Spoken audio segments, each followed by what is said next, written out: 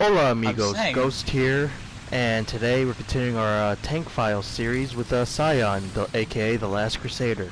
And today's vehicles that we're going to talk about are two variations of the M4 Sherman. The M4A1 76mm tank and the M4A2, as well as possibly some facts about the ARL-44 French tank that looks like a big ass fridge on its side.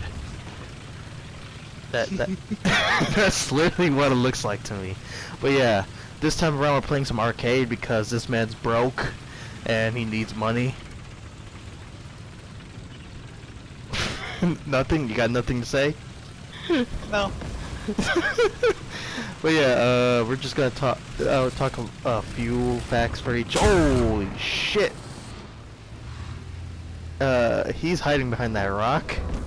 I'm backing the fuck up. Okay, hit me. Continue hitting the M4. Can you like suppress fire him so I don't die? Bro, I have a 30-minute reload or 30-second run. You could use your machine gun as you retreat. I can't do nothing now. Anyway, like that, so the M4s don't exactly have the best armor when it comes to high powerful fucking guns, and I'm pretty sure whoever hit me had a 76 or above millimeter gun. But this tank is I seen him move. I seen him move. Well, you're gonna have to deal with him alone. I'm repairing and have to get a newer crew member. But this version of the Sherman has a 76mm gun, which is very powerful, but its armor is still trash because anything with a 76 or above can penetrate and destroy this tank in 1 or 2 shots. But it was still pretty heavily armored compared to most tanks when it first was introduced. And it also is one of the fastest tanks of the World War, and also has some of the most machine guns put on a tank ever. Because the Americans are like, hey, let's put 7 machine guns in every fucking tank. But yeah, have you killed the guy? Is he dead? No, Tigers come up and try to help this man. Oh great. Oh, that's a panther. That's a panther.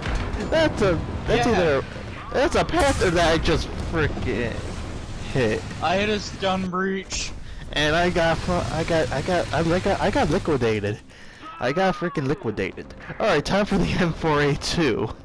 It's basically the same thing as a M1A176, but just with a 75mm gun. Same amount of armor, but the only differences between this one and the other one was that the style of the armor is different. As you see, this one's much more angled and sloped compared to the other. And I think they did that on purpose to give it more ability to deflect shells, which still didn't work so super well against enemy tanks. But they tried. Oh, and I'm getting shot at. Oh. Time to load up 200 millimeters of penetration, brother. But yeah, there's so much that can be said about the. Oh, well, I'm already fucking dead. See, that's kind of the life expectancy of a Sherman if it comes against anything that's more powerful than it. There ain't really much. Or anything at all. Yeah, well, it could survive against some Panzer IIIs and Panzer IVs easily. I really hate this game so much. Literally, it locked on to the T-34. Like, ooh, plane, locks onto the plane. T-34 kills me. Like, what? Yeah, that's kind of how War Thunder is. But yeah, that's kind of it. I don't want to talk too much about the Shermans, as they're just as like the T-34, there's so many variations, but just with slightly different frickin' armor and guns and layouts. But as time went on, the Sherman became better and better, and its ultimate version, other than the Cold War variant by the Israel, the Easy 8 was probably one of the best, I guess you could say, early main battle tanks for the Americans, because it was very good at what it did, and Germans really realized, like, we have to kill this tank or it could fuck us up, actually. And that's basically it. And this M6A1, it was a prototype heavy tank. I'm better than you. Yeah, the Jumbo Sherman's way better than this tank. This was supposed to be a heavy tank to replace the jumbo variation, but it was not that good. It had a 76mm, but its armor and just weight and how slow it was didn't help its case at all. That's a tiger. And I'm dead. So yeah, that kind of sums up American tanks in a nutshell. At least in this game. In real life, they perform better. They actually perform better most of the time. Well, I mean, this game's just about Russian bias, so. And sometimes German bias, low key. But yeah, that's because the German players just keep yapping on about how everyone else needs to get new tanks when you can't make new things, or else you know what happens. Yeah. They're like, ooh, new tank? Ah, you must be starting World War III already. But yeah, that's about it. This video is probably going to be shorter than all the other one we did, because there ain't much to talk about the M4 Sherman, because a lot of what is known publicly if you look it up. Same with the T-34. We try to talk about more of its not so common information about it. But yeah, the Sherman was produced in '42, and first of all saw service with the British and then the Americans all over the fucking world. And it's probably one of the best tanks of World War II in terms of how versatile it was and how it was able to fight literally on every freaking theater of war in the world. Like the Stink, or Stunk. The Canadian variant where they made it an AA gun. You know, they were like, hey, we should make this, you know, they took the body of an M4, like, hey, we're gonna turn the turret into anti-air. But they tried it, they really didn't see as much air combat as they did, like, you know, infantry combat. And, like, during the infantry testing and all that, it outperformed any other tank during World War II. Yeah.